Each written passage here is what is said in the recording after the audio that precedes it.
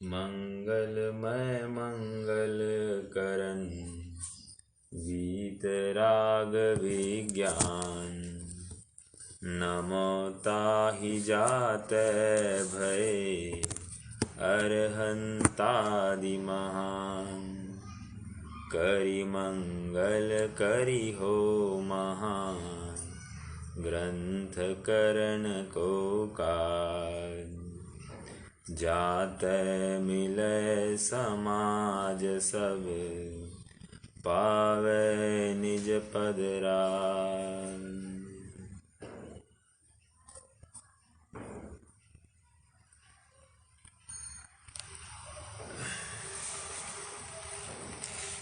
स्वाध्याय के क्रम में हम मोक्ष मार्ग ग्रंथ की वाचना करने के लिए प्रेरित हुए हैं।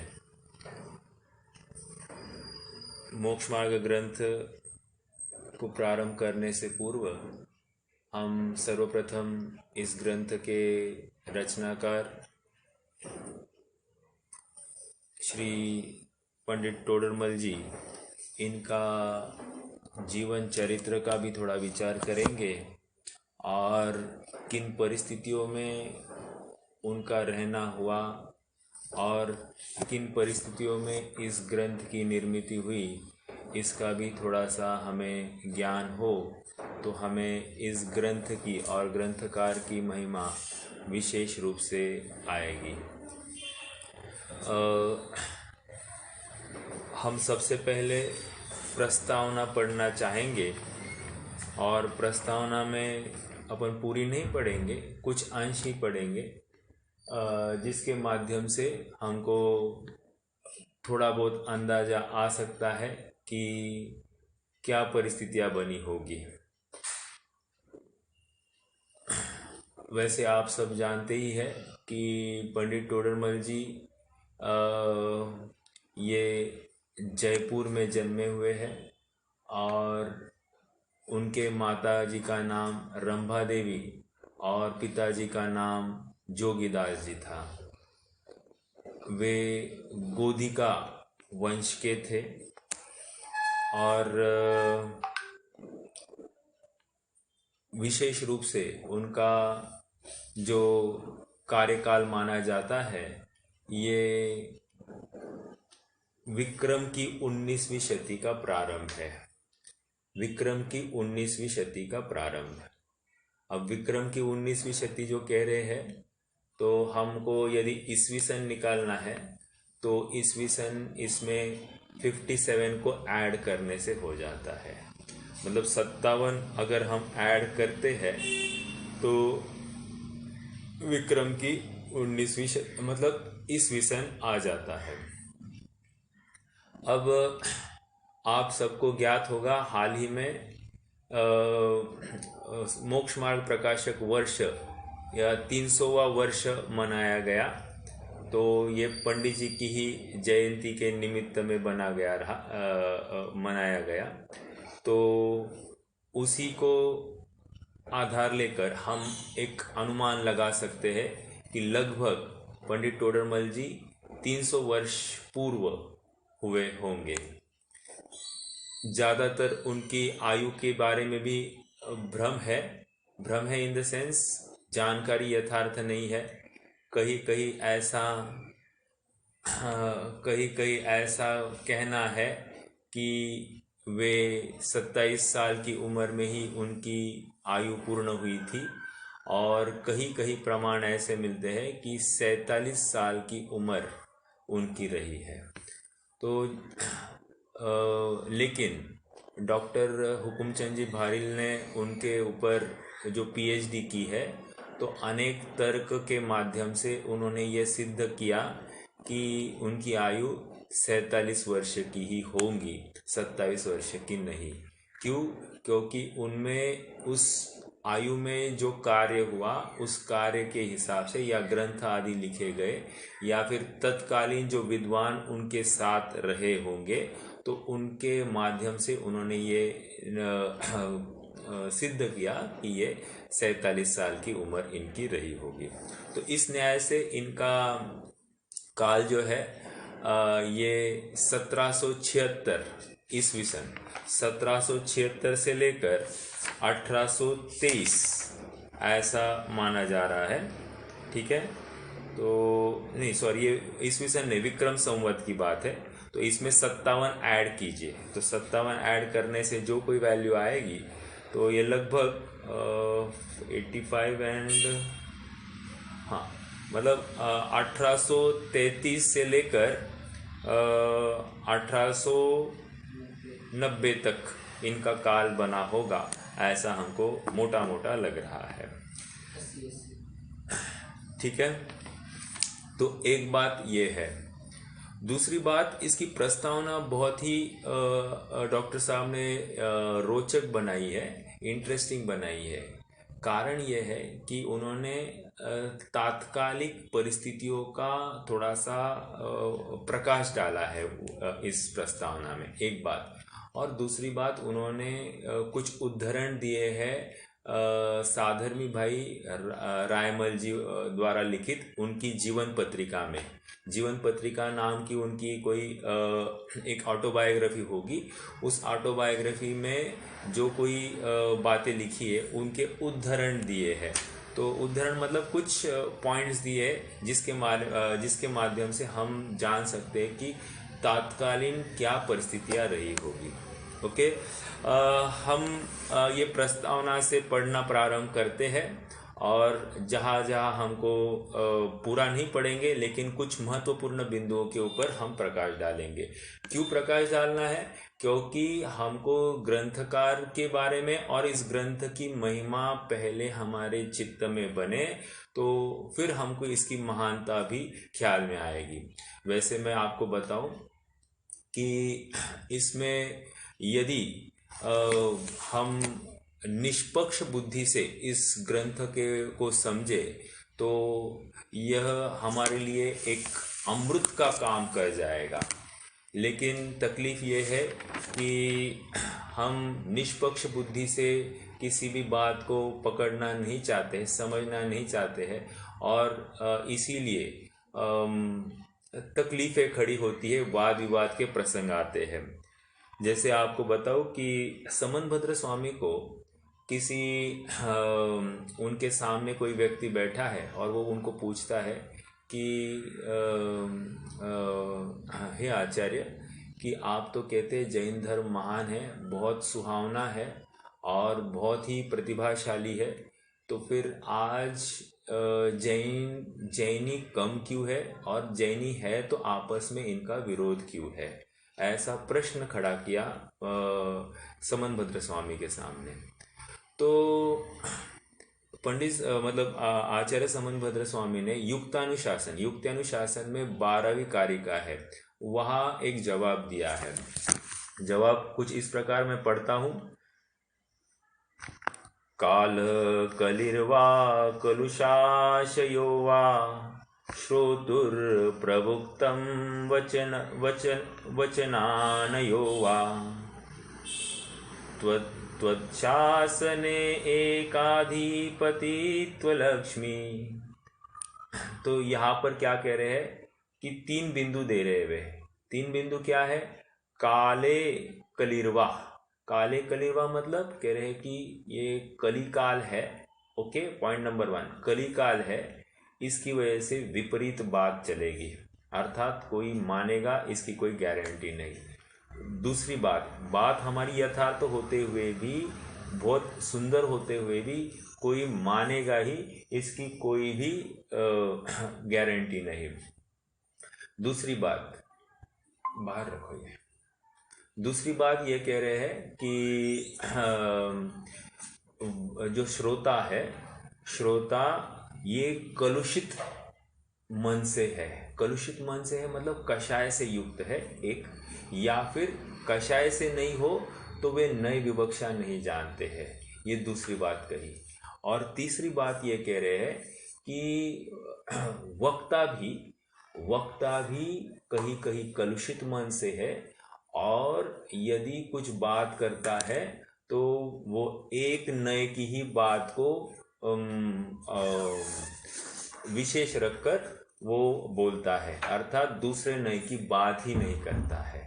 तो इसलिए भी ये जिनागम में विपरीतता पाई जा रही है। 3 बिंदु कहे, एक तो काल की विपरीतता, दूसरा यहाँ पर श्रोताओं में समझने की ताकत या क्षमता कम है या कषाय की विशेषता, और तीसरी विद्वानों में कषाय की विशेषता या उनकी सामर्थ्य कम है। ठीक है, तो इस प्रकार यहाँ पर ये क्यों दिया मैंने, ये तर्ज इसलिए दिया क्योंकि ये जो ग्रंथ लिखा गया है, इस ग्रंथ में काफ़ी बातें हमारे चित्त के विरुद्ध हो सकती है, और जिसको लेकर हमें ये विरोधाभासी भी प्रतीत होगी, लेकिन हमें निष्पक्ष बुद्धि से इन विषयों को समझना है, क्योंकि यदि हम में कोई छोटी सी भी भूल हो तो उस भूल को निकालने का यत्न करना है।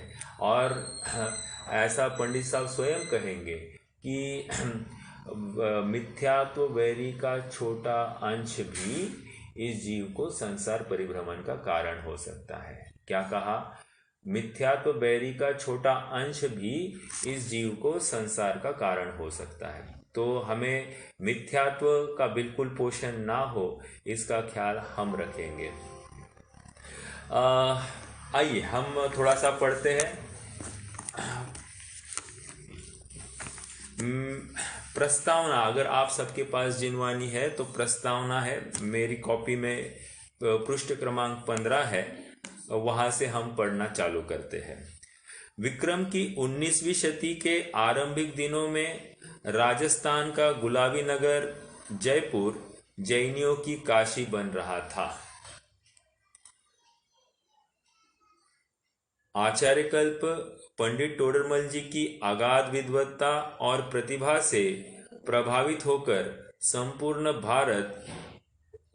भारत का तत्व जिज्ञासु समाज जयपुर की ओर चातक दृष्टि से निहारता था।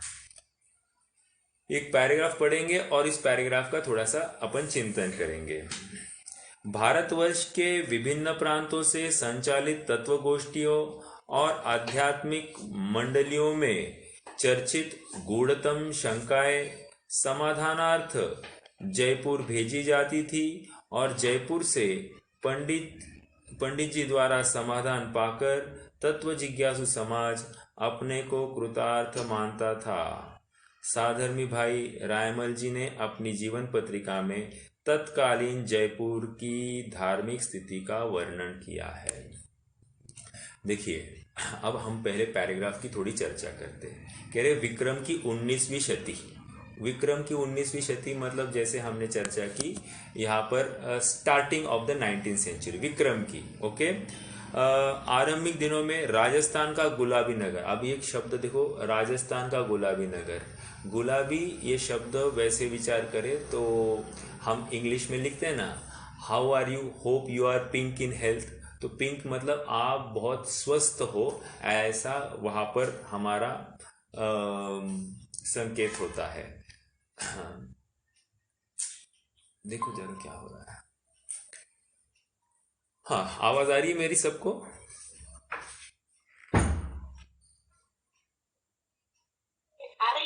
ओके, तो क्या है, पिंक मतलब गुलाबी शहर की बात है, और वह जैनियों की काशी बन रहा था। अब काशी क्यों कह रहे हैं? देखो, जैसे अन्य मत में काशी यह तीर्थ है, वहाँ से यमुना या गंगा बहती है, और जो लोग मतलब काशी में जाते हैं तो अपने पाप, उम्र भर के जो किए संचित पाप है वह काशी जाने से धुल जाते, ऐसा मानते हैं। तो उसी प्रकार यहाँ पर कह रहे हैं कि ये जो हमारा जयपुर है, तो जयपुर में भी विशेष तात्विक विद्वान पाए जाते थे, और उनके माध्यम से अनेक जिनवानी के गूढ़तम रहस्यों का चिंतन होकर उसका समाधान भी पाया जाता था। तो ये समाधान पाने से क्या हुआ? समाधान पाने से ये लाभ हुआ कि वहाँ हमारे जीवन में जिनवानी के माध्यम से स्वयं को विशुद्ध करने के अवसर खड़े हो गए।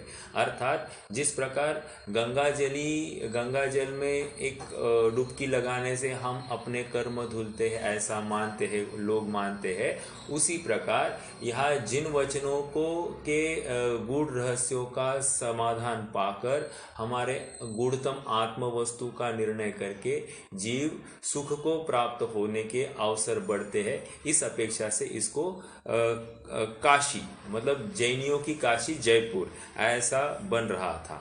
आगे आचार्य कल्प पंडित टोडरमल जी की अगाध विद्वत्ता और प्रतिभा से प्रभावित होकर संपूर्ण भारत का तत्व जिज्ञासु समाज जयपुर की ओर चातक की दृष्टि से निहारता था। अब दो बिंदु की यहाँ पर चर्चा करनी। एक तो आचार्य कल्प।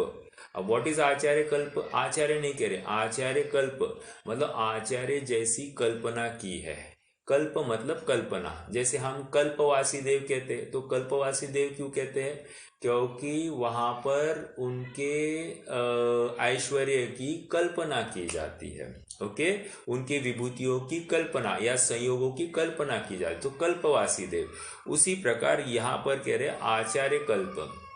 आचार्य तो नहीं थे, लेकिन आचार्य कल्प। अभी आचार्य का कार्य क्या है? संघ का संचालन करना या संघ में जो कोई कुरीतियां है उनका अभाव करना और सबको यथार्थ मार्गदर्शन कराना। तो ये जो है आचार्य का कार्य होता है। उसी प्रकार श्रावकों के लिए आचार्य तुल्य ऐसा कोई कार्य किया हो तो ये पंडित टोडरमल जी ने।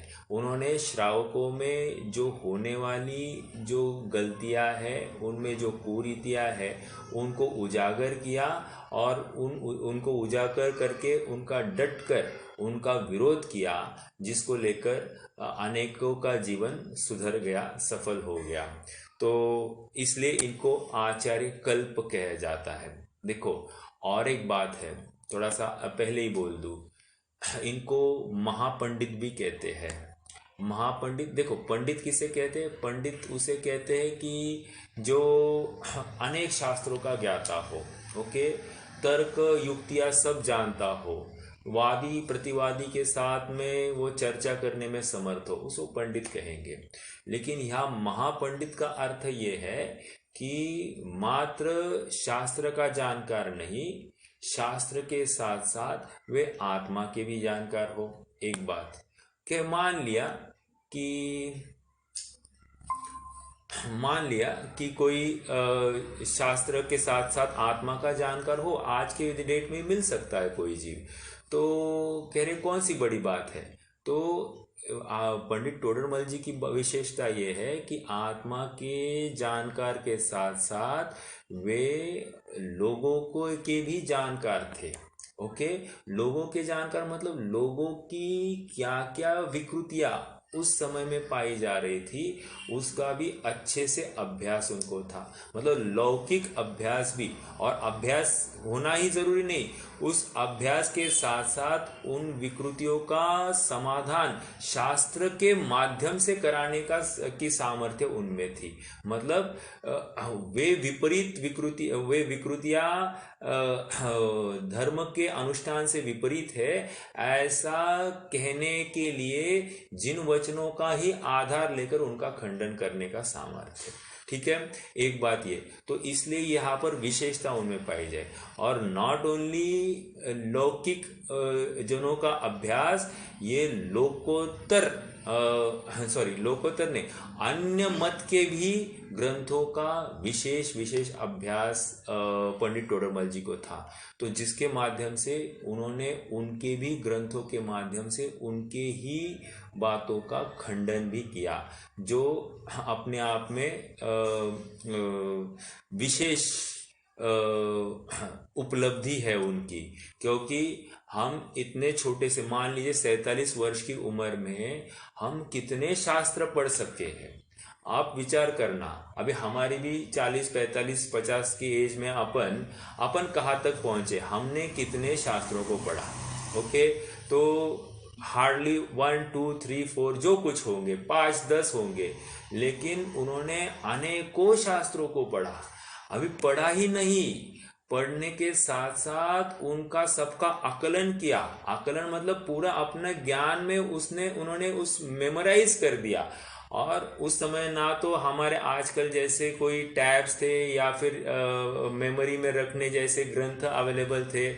उस समय में तो एक कॉपी होती थी, और एक कॉपी पढ़ी तो आपको वो रिटर्न करनी। ओके, मतलब मूल मंदिर में ही वो कॉपी पड़ी रहती थी। ऐसा नहीं कि हर किसी के घर घर में एक एक अपनी अपनी पर्सनल जिनवानी होती होगी, ऐसा नहीं था। उस समय में विद्वान ही मात्र जिनवानी रखता था, बाकी पूरी समाज बैठकर सुनती थी। मतलब इतनी आज क्या हो रहा है? आ रही आवाज?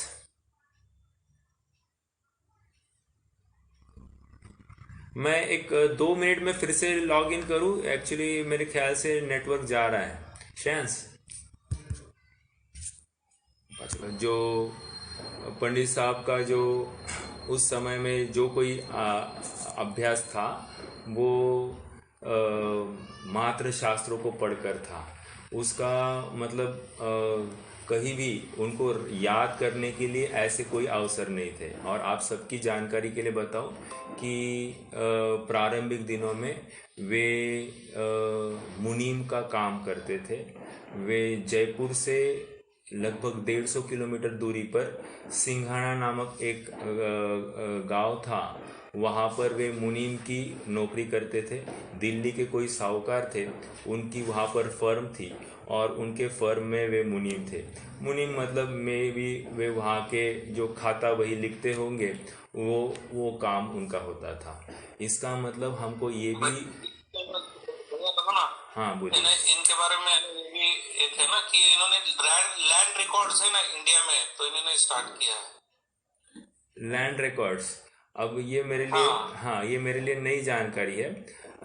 ठीक है, होगा भी, लेकिन में था ना, तो इन्होंने इनके थ्रू स्टार्ट हुआ था। नहीं, टोडरमल नाम के अनेक जीव होंगे, तो अभी इन्होंने किया ये मुझे मालूम नहीं, क्योंकि लैंड रिकॉर्ड्स करने के लिए ये आध्यात्मिक व्यक्ति थे, और ये कोई ऐसा काम होगा इनकी तरफ से, ऐसा मुझे नहीं लगता है। अन्य भी कोई टोडरमल नाम के जीव होंगे, उनके माध्यम से हुआ होगा। ठीक है, ये अकबर के शासन में तो यही थे ना? नहीं, ये अकबर वाले नहीं है भैया, ये फिर हाँ हाँ, ये अभी के है। ठीक है, तो ये टोडरमल जी, ये अभी अभी 300 250 300 साल पहले की बात है।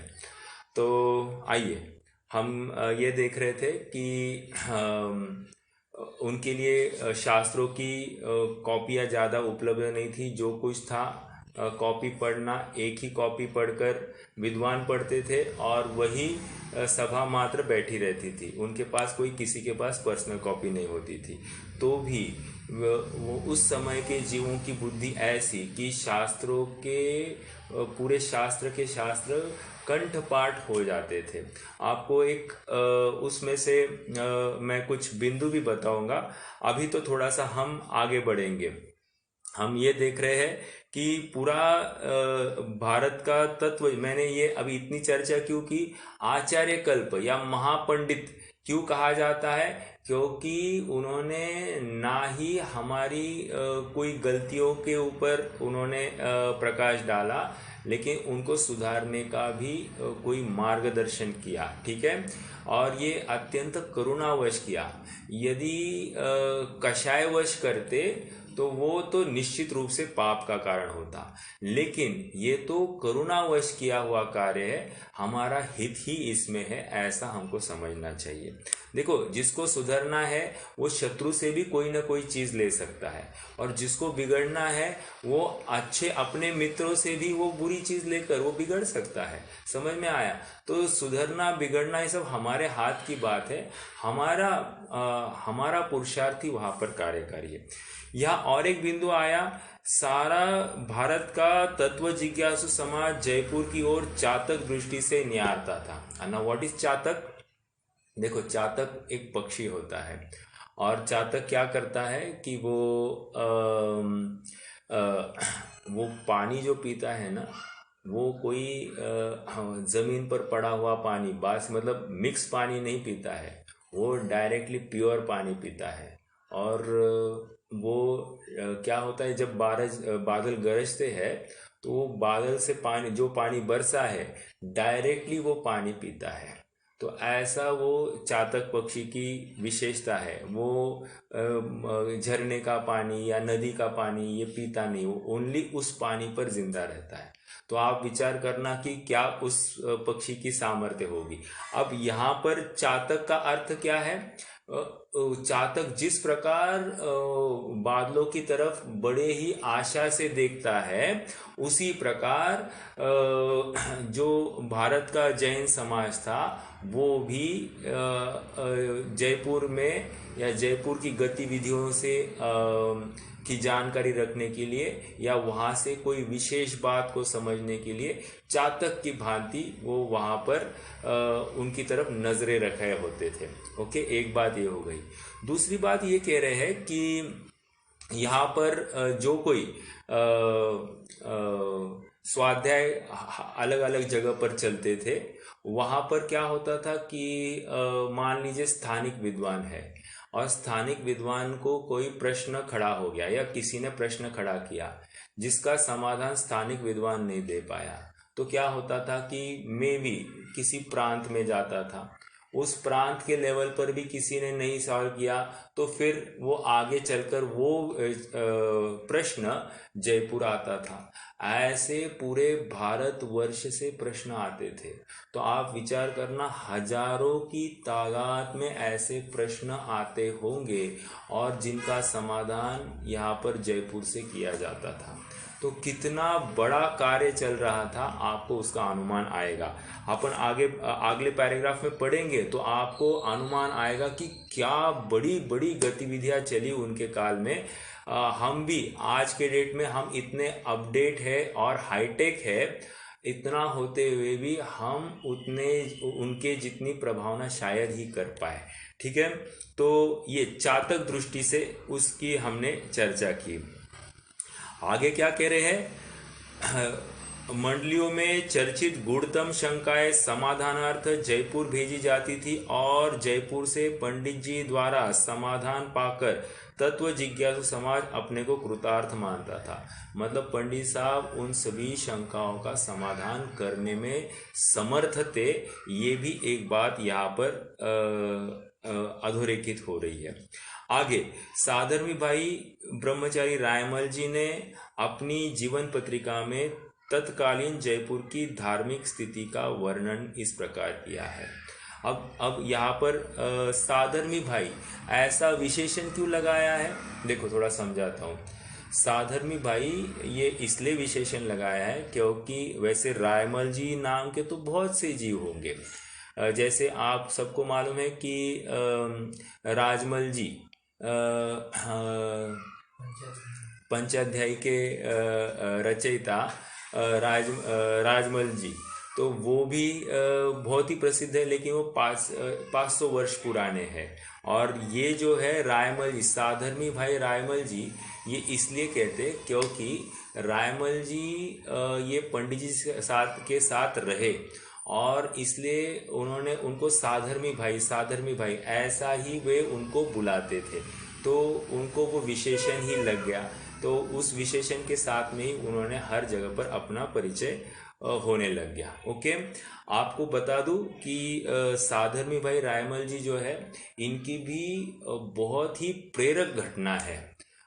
इन्होंने पंडित टोडरमल जी को किस प्रकार ढूंढा है, ये अत्यंत अत्यंत प्रेरक घटना है। देखो, ये ब्रह्मचारी थे, अर्थात शादीशुदा नहीं थे। कौन? ब्रह्मचारी रायमल जी।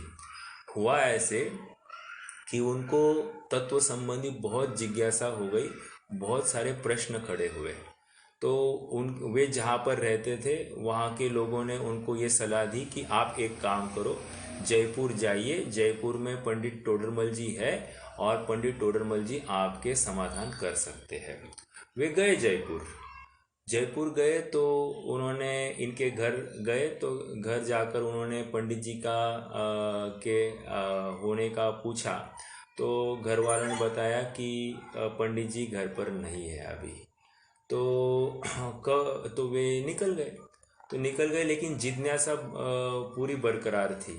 तो क्या हुआ, वे जयपुर से आगरा गए। आगरा में कौन थे? आगरा में भूधर दास जी थे। भूधर दास जी को मिले और भूधर दास जी को उन्होंने बहुत सारे प्रश्न किए। भूधर दास जी ने यथासंभव उनका समाधान किया, लेकिन रायमल जी को इतना जो समाधान होना चाहिए, कन्फर्मेशन होना चाहिए या विश्वास होना चाहिए, ऐसा नहीं प्रतीत हुआ। इसलिए वे वहाँ से लौट गए, फिर से आ गए जयपुर। जयपुर में दोबारा पूछा पंडित जी के बारे में, तो घर वालों ने कहा वे घर पर नहीं है। तो फिर से वे निकल गए। अब निकले लेकिन जिज्ञासा तो पूरी थी, इसलिए वे गए उदयपुर। उदयपुर में कौन थे? उदयपुर में दौलत राम जी कासलीवाल, नॉट दौलत राम जी जो छड़हालाकार, ये दौलत राम जी कासलीवाल, ये पुराण के करता है। तो उनके पास गए। उनके पास जाकर भी उन्होंने प्रश्न खड़े किए, प्रश्नों का यथा योग्य समाधान करने की कोशिश की, लेकिन इनका समाधान हुआ नहीं, ऐसा लगता है। तो वे फिर से जयपुर आए। अब की बार जब जयपुर आए तो घर वालों ने उनको अच्छे से समझाया कि वे यहाँ पर कभी कभार आते हैं, वे सिंघाना में नौकरी करते हैं, वहाँ पर आप चाहो तो आपको वे वहाँ मिल सकते हैं। तो रायमल जी अब सिंघाना चले। देखो कितनी जिज्ञासा इस जीव को अपने तत्वों का समाधान करने के लिए, कितना वो स्वयं को समर्पित कर रहा है। मतलब जिनवानी के प्रति कितनी आस्था होगी, कितनी धगश होगी अपने आत्म कल्याण की, इस प्रसंग से हमको पता पड़ रही है। देखो इतिहास को पढ़ना जरूरी नहीं, ये भी एक प्रकार का प्रथमानुयोग है, जिसमें से हम भरपूर प्रेरणा ले सकते कि लोगों ने कितना समय जिनवानी या जिन वचनों को समझने के लिए समर्पित किया है। अब इनके सामने हम और आप कितना समय दे पाते हैं, इसका हमको हमारा आत्म परीक्षण करना। तो जिसके माध्यम से हमको जिन वचन हमारे हृदय कमल में बैठे, इसका हमें विचार हो सकता है। आइए, ये कहा से अब जयपुर से निकले सिंघाना पहुंचे, पंडित जी साहब को मिलना हो गया। कैसा वो सीन होगा कि कितने प्रयास के बाद में उनको पंडित जी साहब का मिलना हुआ होगा। आप विचार करना, उस समय में यातायात के साधन नहीं थे। आज जैसा हम गाड़ी को किक मारी और ये यहाँ पहुंचे वहाँ पहुंचे, 2-4 दिन के सफर में ये 3-4 बार राउंड हो सकते, वैसा उस समय में नहीं है। 150, 200 किलोमीटर का गमन करने के लिए अनुमानतया 5 हफ्ता 2 हफ्ते लगते होंगे, क्योंकि एक स्ट्रेच में तो कोई जाता नहीं होगा। तो हफ्ते 2 हफ्ते तो मान लीजिए 3-4 चक्कर रपेट में आगरा जाना, आगरा से जयपुर आना, जयपुर से उदयपुर गए, उदयपुर से फिर से जयपुर, जयपुर से सिंघाना, ये इतना समय मान लीजिए 3-4 महीने का तो हुआ होगा। तो 3-4 महीने का भरसक प्रयास के बाद में उनको पंडित साहब का मिलना हुआ। कितना बड़ा, अब देखो अभी तक, हाँ जी 199 किलोमीटर से, ओके।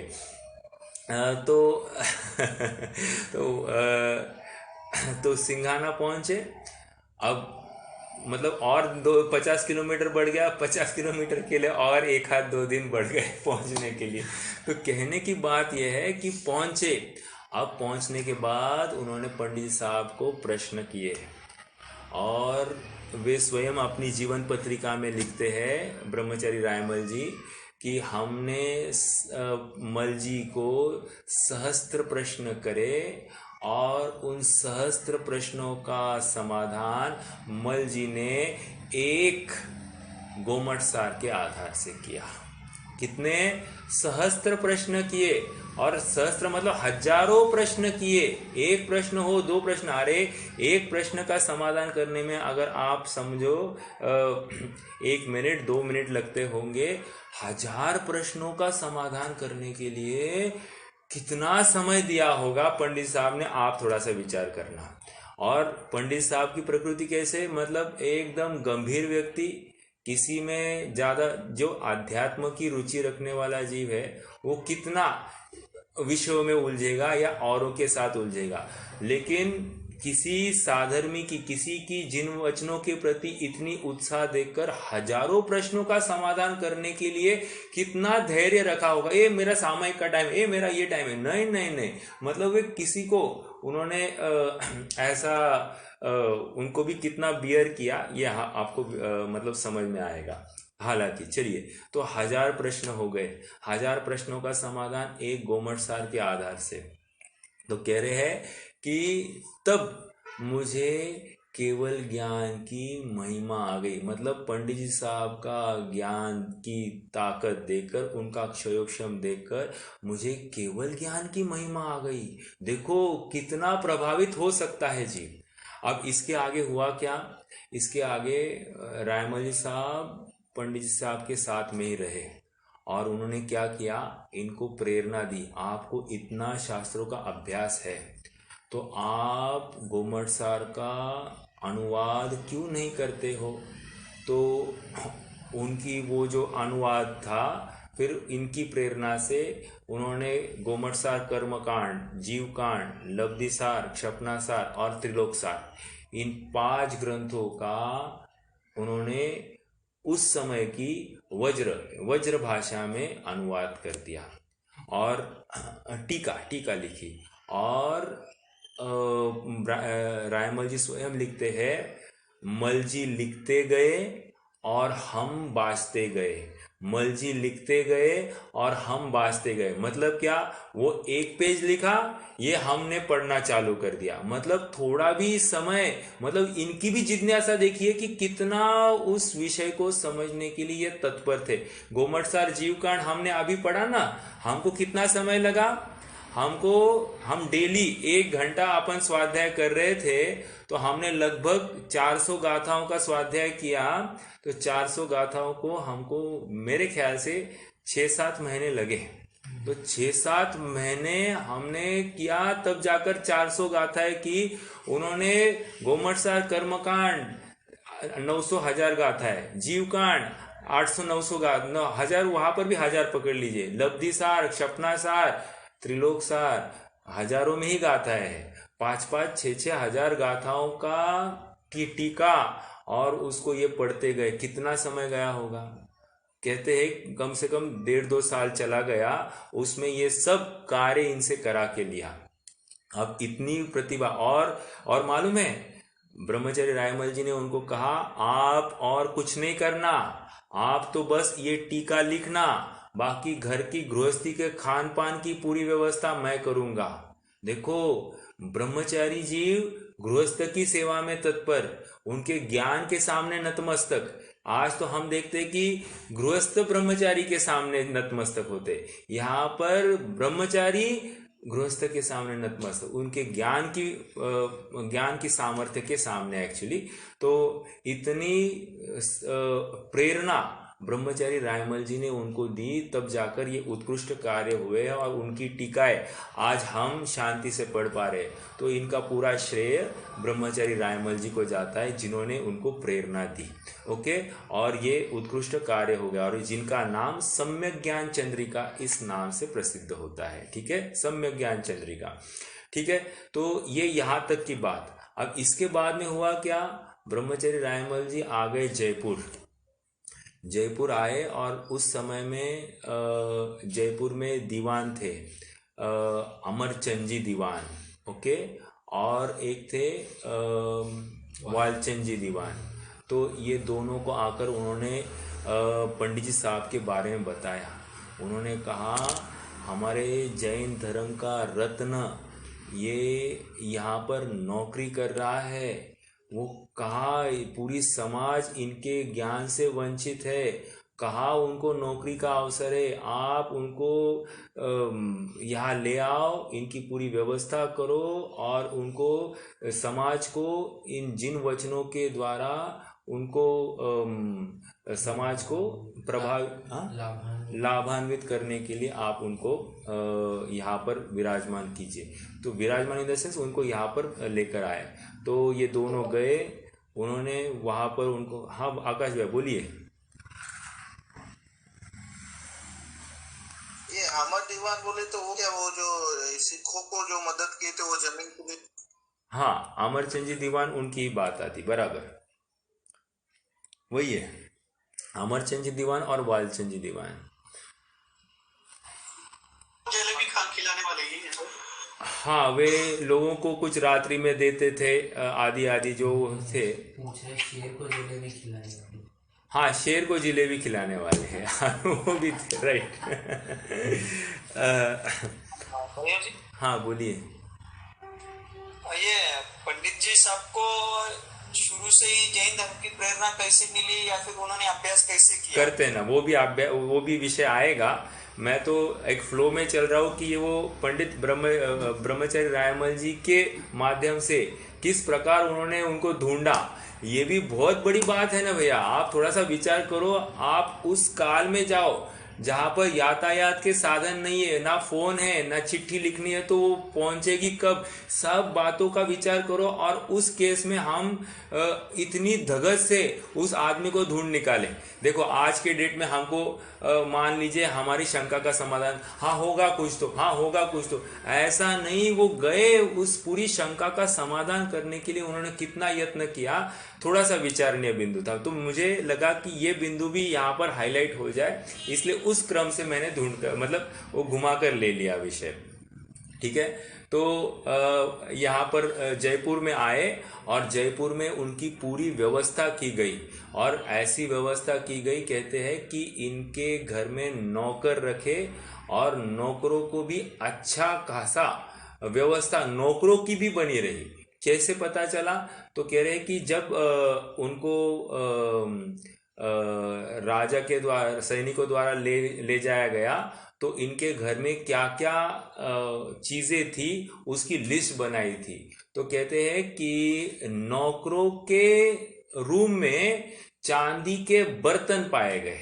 ओके, नौकरों के रूम में चांदी के बर्तन, अर्थात नौकरों की भी कितनी व्यवस्था थी, तो पंडित जी साहब की कितनी व्यवस्था हुई होगी उस समय में, इसका हमको अनुमान हो सकता है, ठीक है।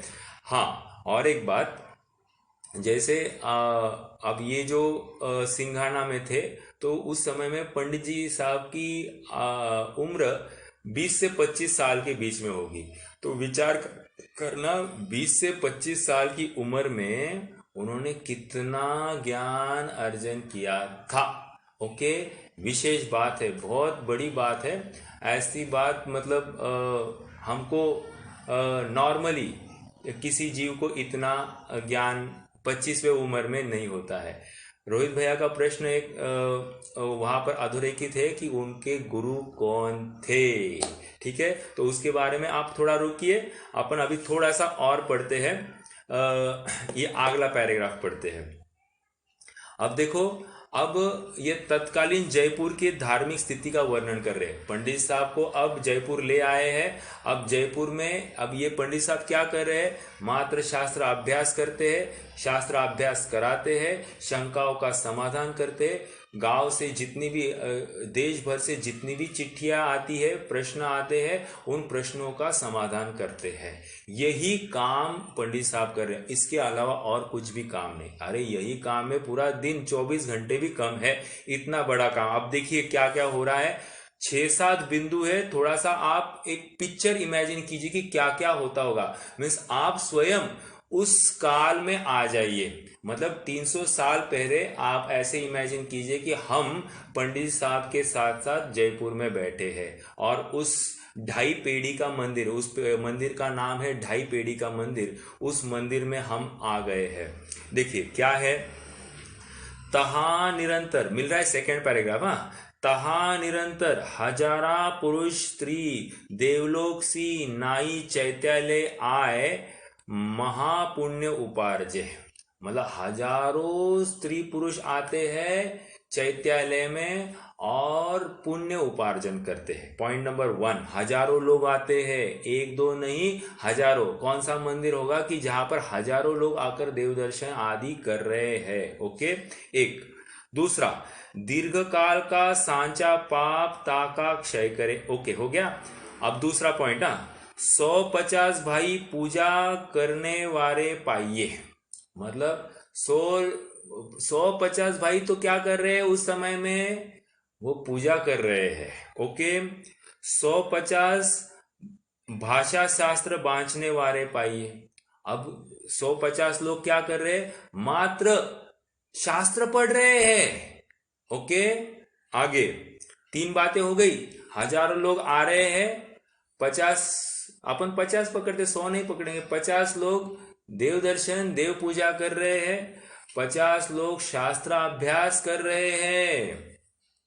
बाँचने वाले 10-20 संस्कृत शास्त्र बाँचने वाले। अब ये बाँचने वाले मतलब अकेले नहीं, पढ़ाते भी होंगे। बाँचने वाले मतलब पढ़ेंगे और सामने वाले को समझाएंगे भी। तो कह रहे 50 लोग तो बैठे हैं शास्त्रों को लेकर, बस ग्रुप में बैठे हैं और ये ग्रुप्स में आपस में चर्चा चालू हो गई है। दूसरा कह रहे 10-20 संस्कृत शास्त्र बाँच रहे हैं।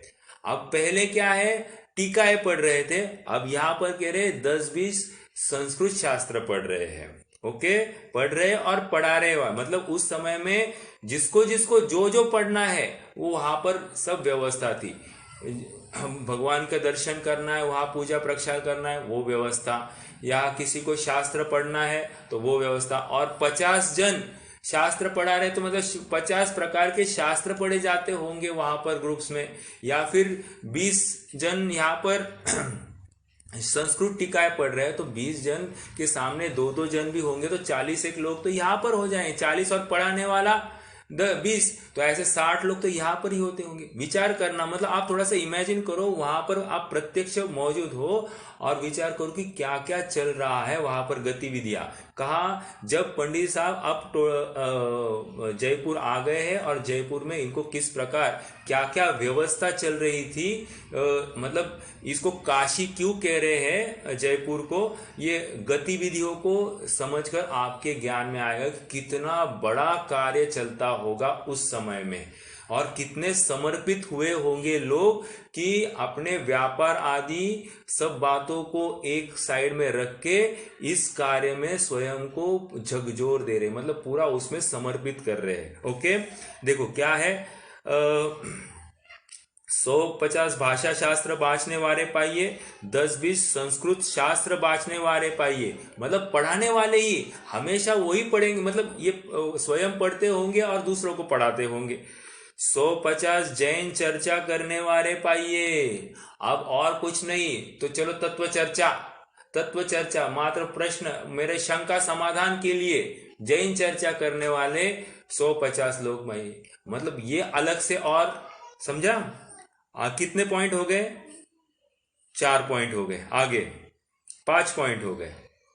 आगे नित्यान का सभा के शास्त्र का व्याख्यान विषय 5 से 7 से पुरुष, 3 से 4 से स्त्रीजन। मतलब अब नित्य सभा, अब सभा चालू है। सभा में कितने लोग बैठे हैं, 500 से 700 पुरुष और 300 से 400 स्त्रियां। इतने लोग उस समय में पढ़ते थे। अब मतलब सभा में बैठते थे। आप विचार करना कि 1001 लोग हो गए। 1001 लोगों में यहाँ पर एक लाउड स्पीकर, एक जन का आवाज भी गया, थोड़ी सी मरमरिंग चालू हो गई तो वक्ता क्या बोल रहा है वो बात खत्म हो जाती है। तो 1000 लोगों की उपस्थिति में ये वक्ता क्या बोलता होगा, मतलब कितना पिन ड्रॉप साइलेंस होता होगा, आप थोड़ा सा विचार करना। ओके, और एक बात, अब ये प्रश्न खड़ा होता है कि 1000 लोगों तक, लास्ट आदमी तक बात कैसे पहुंचती होगी। तो थोड़ा सा अनुमानित बात ऐसी है कि पंडित साहब बीच में खड़े होते होंगे। ओके, और उनको घेरते हुए ऐसी सभाएं होती होगी। और मान लीजिए एक लगभग 10-12-20 लाइन, मतलब 15-20 लाइंस के बाद में, मतलब 15-20 रोज के बाद में फिर से वहां पर विद्वान होंगे कोई, वे विद्वान इस बात को आगे बढ़ाते होंगे। पंडित साहब ने क्या कहा, फिर उसके आगे 20 रोज आगे जाइए, फिर वहां पर कोई विद्वान होगा, वो आगे 15-20 रोज में वहां पर बताते होंगे। तो इस प्रकार वो प्रोपागेट होता होगा। अब विचार करना, लास्ट के आदमी तक पहुंचेगा तो लास्ट का आदमी हाथ ऊपर करेगा, तब ये पंडित साहब आगे की बात रखेंगे। तो आप विचार करना कि कितना ब्रेक हो गया। कंटिन्यूटी क्या होगी यहाँ पर विषयों की, तो कंटिन्यूटी के लिए, लेकिन एक विचार करना, एक ही बात 5-5, 6-6 बार सुनने में आती होगी कि नहीं वहाँ के श्रावकों को। तो यही जिनवाणी तो सुननी है, और जिनवाणी का मूल प्रयोजन तत्व निर्णय, भेद ज्ञान करना है। तो एक बात आप 50 बार सुनो क्या, और 50 बातें एक बार सुनो क्या, लाभ किसमें ज्यादा होगा? एक मर्म की बात 50 बार सुनने से वो घोलन मनन ज्यादा होता है, उससे लाभ ज्यादा होता है। विचार करना, और इससे हम ये अनुमान लगा सकते हैं कि उस समय के लोगों की गंभीरता क्या होगी। और एक थोड़ा सा बताओ, अब कितनी बड़ी सभा है, हजारों की सभा है। अभी जिस जीव को पहली लाइन सेकंड लाइन में बैठना है, वो कितने बजे घर के बाहर निकलता होगा, मतलब सभा में आने के लिए सभा, मान लीजिए 10 बजे की सभा होगी, तो वो घर से कितने बजे, वो अपना नंबर लगाने के लिए कितने बजे आता होगा। तो प्रैक्टिकली 1-आध घंटा तो पहले आना ही चाहिए, वहां पर पहुंचना चाहिए। अब घर मान लो 15-20 मिनट की दूरी पे होगा, तो 1.25 घंटा 1.5 घंटा पहले निकलता होगा, तब जाकर देव दर्शन करना है, आदि करना है, उसके बाद में यहाँ पर बैठना है। तो मान लीजिए 1.5 घंटा, 1.25-2 घंटा पहले निकलेगा, तब जाकर वो सभा में फर्स्ट सेकंड लाइन में बैठता होगा। विचारना है कि कितना उस जिन वचन को सुनने के लिए वो समाज कितनी लालायित थी। हमको अनुमान, देखो ये इमेजिनेशन की बात है, कैसे वो उस समय के वो काल होगा, और वहाँ के श्रोता वर्ग होगा, और कितने डेडिकेटेड वो उस समय में होंगे। ये अनुमान आ रहा है हमको। 1000-1100 लोगों में बैठना कोई साधारण बात नहीं है ना। और इस प्रकार जिन वचनों को कहा जा रहा है, और इतनी गंभीरता उस समाज में होगी, मतलब जो इतना धैर्य से सुन रहा है एक एक बात को, तो वो कितनी उत्कृष्ट बात इनके मुखारविंद से आती होगी, इसका हम अनुमान लगा सकते। देखो एक खोटी स्तुति नहीं है, किसी को लगे एकदम से ये कितनी बहुत ही आप तारीफ कर रहे, ऐसी बात नहीं है। बात ये वास्तविकता है, और सचमुच हम इनकी कृति को पढ़ते हैं तो हमको वो एहसास, निष्पक्ष बुद्धि से पढ़ते हैं तो हमको वो एहसास आए बिना नहीं रहता है कि कितना सहजता से उन्होंने ये कृति कर दी, और उसमें अनेकों शास्त्रों का सार भर दिया, और हम में छोटी छोटी जो कोई गलतियां होती होगी उनको निकालने के लिए उन्होंने सब बातें। तो आपको बताऊं कि इसमें ऐसी एक भी बात नहीं है कि जो हमारी शंका हो और उसका समाधान वहां पर खड़ा नहीं हो। जो जितना प्रमेय दिया उन्होंने, उसमें हमारी जितनी भी शंकाएं होगी उन सबका समाधान यहाँ पर मिल सकता है, बशर्ते हमारी ढूंढने की शक्ति हो, सामर्थ्य हो। ठीक है, तो ये क्या आया, 500-700 पुरुष और 300-400 स्त्रियां। ओके, नित्यान की सभा में शास्त्र का व्याख्यान विषय 5 से 7 से पुरुष, 3 से 4 से स्त्रीजन, सब मिली 1012 से पुरुष स्त्री शास्त्र का श्रवण करे।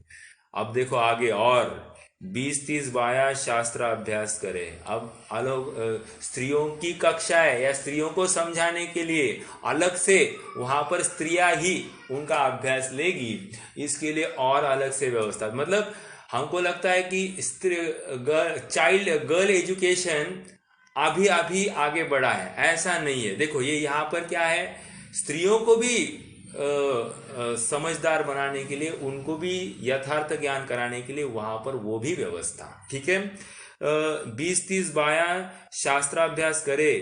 अब आगे देश देश का प्रश्न यहाँ आवे, मतलब बहुत जगह से, पूरे गांव गांव से यहाँ पर प्रश्न आवे, तिनका समाधान होए, वहां पहुंचे, उनका समाधान किया जाएगा। अब ये आपको आपके सामने एक थोड़ी सी इसकी पिक्चर खड़ी करते हैं।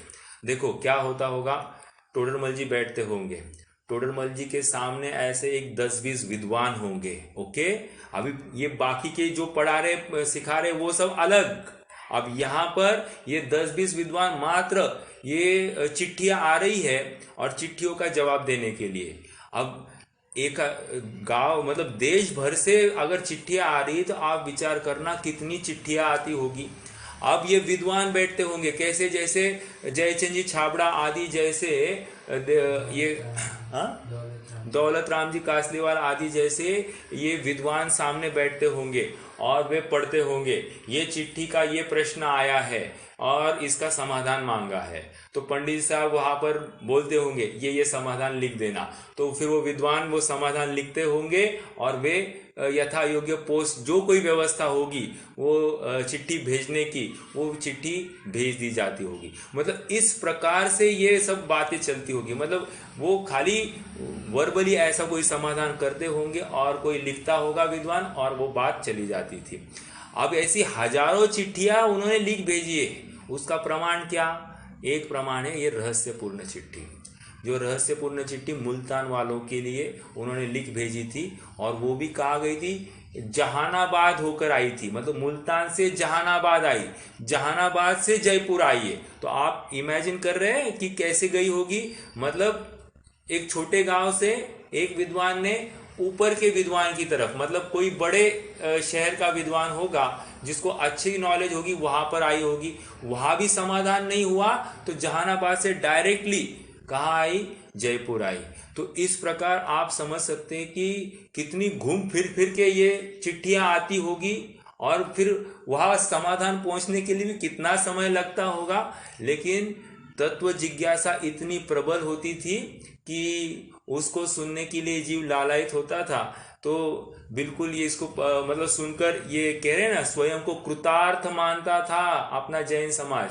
तो इसमें कोई अतिशोक्ति नहीं है, कोई दूर आए नहीं है कि ऐसा नहीं होता होगा या जस्ट एक हवा जैसी बात है, ये भी नहीं है, ये प्रैक्टिकल बातें यहाँ पर हमको लग रही है। ठीक है, ये हमने क्या किया, इमेजिन किया कि वहां पर शंका समाधान किस प्रकार होता होगा। 20-30 बाया शास्त्र अभ्यास करे, देश देश के प्रश्न यह आवे, तिनका समाधान होए, वहां पहुंचे। ओके, वहां पर पहुंचे इत्यादि अद्भुत महिमा चतुर्थ कालवत या नग्र विषय, नग्न नहीं है नग्र विषय जिन धर्म की प्रवृत्ति पाई है। अर्थात इतना चतुर्थ कालवत वहां पर वातावरण था। ये आप समझ रहे, मतलब हम इतना सा पैराग्राफ पढ़ के हमको उस पर्टिकुलर काल में कितनी बढ़िया व्यवस्था थी ऐसा लगता है कि नहीं। शायद हम भी उस काल में पंडित साहब का समागम हमको भी मिल गया होता तो कितना अच्छा होता। तो ये अगर लगा तो हम कहे कि हमको सचमुच महिमा आई है जिन वचनों की, क्योंकि इतनी प्रेरणादायक, क्योंकि इतने लोग जुड़ना भी साधारण बात नहीं है। जब तक कोई हमसे प्रभावित होता नहीं, वो हमसे जुड़ता क्यों है? जुड़ेगा ही नहीं। जो जुड़ा है इसका मतलब किसी न किसी कारण से वो प्रभावित हुआ है। वे वचन उसको कार्यकारी लगे हैं, अपने हित के लगे हैं, तब तो जाकर वो जुड़ा है। तो ऐसा एक नहीं, दो नहीं, हजारों लोग जयपुर के अंदर जुड़े हैं। वैसे प्रश्न एक खड़ा हो सकता है कि जयपुर में उस समय में कितनी जैनियों की संख्या होगी? तो कहते हैं कि लगभग उस काल में 1 लाख जैन जयपुर में बसते थे। कितने? 1 लाख। तो इसमें कोई आश्चर्य की बात नहीं है कि हजारों लोग डेली स्वाध्याय की सभा में आते होंगे। इसमें कोई भी आश्चर्य की बात नहीं है, बिल्कुल संभव है। 1 लाख में 1000 आना मतलब 0.1% लोग आना कोई बड़ी बात नहीं है, वो बिल्कुल पॉसिबल है कि लोग आते होंगे। ठीक है, तो ये आज घटती गई है जैनियों की संख्या, सो अलग बात है, लेकिन उस काल में भी 1 लाख लोग वहां पर थे।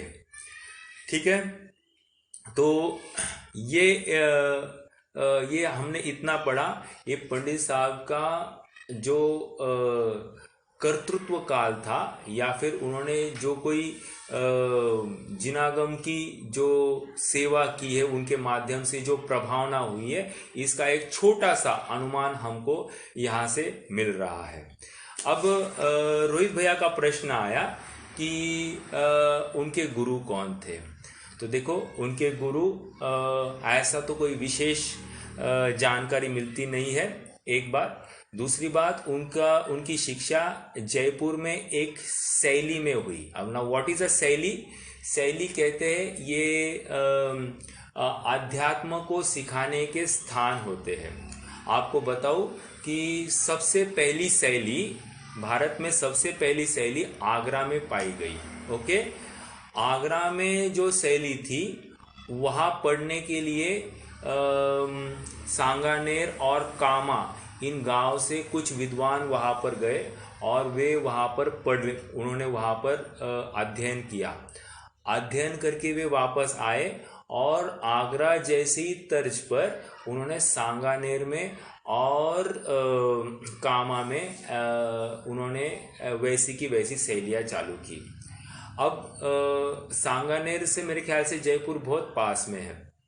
तो सांगानेर में दो विद्वान ने अभ्यास किया, और उस विद्वान उन विद्वानों का नाम था जोगीदास जी गोधिका। ओके, जोगीदास जी गोधिका और गोदराज जी, नॉट जोगीदास जी, गोदराज जी गोधिका और अमरचंद जी, ये दो विद्वान सांगानेर की शैली में पढ़े। अब हुआ ऐसे कि वे एक चातुर्मास का काल था, और चातुर्मास के काल में वहाँ पर एक भट्टारक आए नरेंद्र कीर्ति नाम के। तो उनके चातुर्मास में ये दोनों वहाँ पर जाते थे उनके प्रवचनों का लाभ लेने के लिए। तो प्रवचनों के दरमियान वे काफ़ी प्रश्न पूछा करते थे, और कालांतर में उन भट्टारक जी को ये प्रश्न करने की इनकी पद्धत उनको ठीक नहीं लगी, इसलिए उन्होंने वहाँ के नेताओं, मतलब अन्य जैनियों के माध्यम से उन्होंने क्या किया कि उनका बहुत अपमान किया और उनको सभा के बाहर निकाल दिया। तो अपमानित होने के बाद में ये दोनों जो थे, अमरचंद जी और गोदराज जी गोधिका, ये जयपुर आए, और जयपुर में इन्होंने एक शैली चालू कर दी। ठीक है, जयपुर में एक शैली चालू कर दी। आप थोड़ा सा गौर करेंगे तो ये गोदराज जी गोधिका, ये और कोई नहीं, ये भी टोडरमल जी के फोर फादर्स होंगे, वंशज नहीं, उनके ऊपरी, मतलब टोडरमल जी इनके वंशज होंगे। ओके, उनके फोर फादर्स होंगे, और उनमें से ही वही, क्योंकि टोडरमल जी का भी गोत्र गोधिका है, और ये गोदराज जी गोधिका भी मतलब उसी वंश के पाए जा रहे हैं। तो हमको इससे अनुमान लगता है कि ये गोदराज जी गोधिका ने जो शैली जयपुर में प्रारंभ की थी, उसी शैली में ये पढ़े हैं। ओके, एक बात। दूसरी बात, जिस समय में टोडरमल जी वहां पर थे, मतलब जन्म हुआ, उस समय में ऐसा आता है कि बंसीधर जी नाम के एक विद्वान वो शैली चलाते थे, और टोडरमल जी उस शैली में आकर अध्ययन करते थे। तो प्रारंभिक अध्ययन टोडरमल जी का उस शैली में हुआ है। ओके, ये एक बात। तो किसी अपेक्षा से हम ऐसा कह सकते कि बंसीधर जी इनके गुरु हुए होंगे, लेकिन याद रखना, प्रारंभिक अध्ययन, प्रारंभिक मतलब ABCDs ऑफ जिनागम। ओके, इतना अभ्यास। शैलियों में लौकिक बातें नहीं होती है, वहां पर जिन वचनों का जो स्टार्टिंग की बातें हैं, उनकी वहां पर अभ्यास कराया जाता था।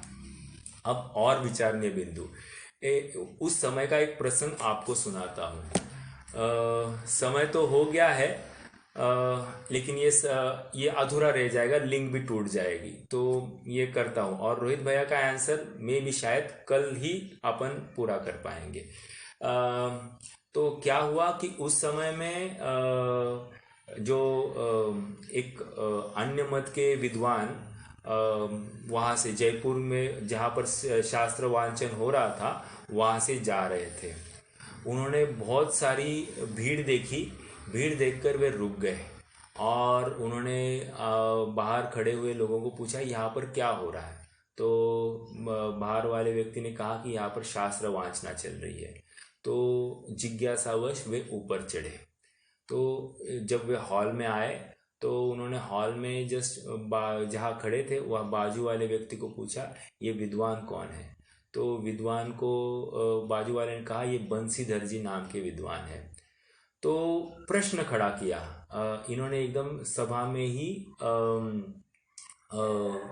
एकदम से आवाज, जोर से आवाज दी और कहा आप जिन वाणी को सुना रहे हो और आपका नाम बंसीधर, बंसीधर तो कृष्ण का नाम है, तो आप अंत तो गत्वा आप कृष्ण के भक्त हो गए, ऐसा उन्होंने उस विद्वान को कहा।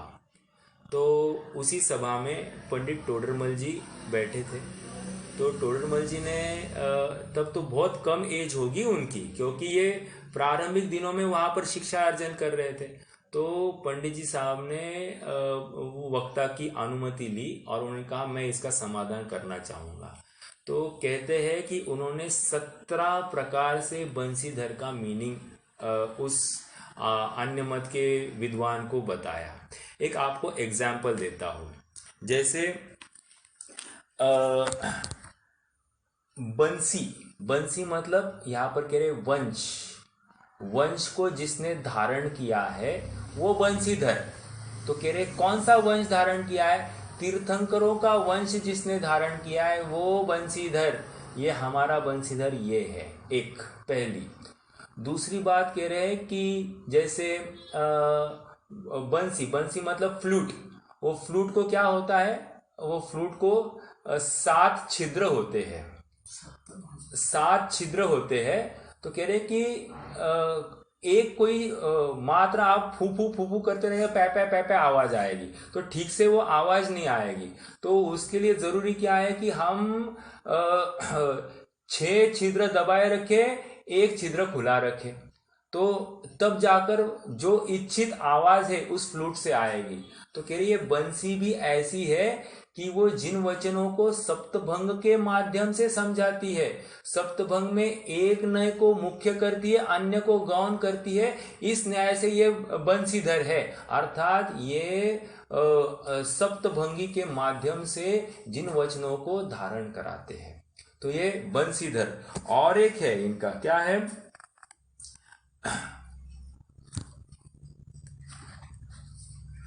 ये एक मिनट, और एक मैंने लिखा है। तो ऐसे 17 प्रकार से, मैंने तो 1-2 बताए, ऐसे 17 प्रकार से उन्होंने बंसीधर के मीनिंग किए और उस विद्वान को वहां पर समाधान कराया। ये इतना क्यों कहा? इतना इसलिए कहा क्योंकि इनकी प्रतिभा इतनी उत्कृष्ट, इतने अल्प वय में ही थी, इसका हमको ज्ञान होना चाहिए। तो ये एक घटना उनकी आती है, तो उस घटना के माध्यम से हमको और समझ में आया। प्रश्न और बाकी है कि उनके गुरु कौन थे, इसका हम क्रमशः कल अभ्यास करेंगे। आज तो हमने थोड़े से में उनके माता पिता का नाम, वे उनकी उस समय की हालत कितनी हैंड टू माउथ एग्जिस्टेंस वाली थी, क्योंकि वे नौकरी करते थे और नौकरी करते हुए भी कितना ज्ञान अर्जन किया था।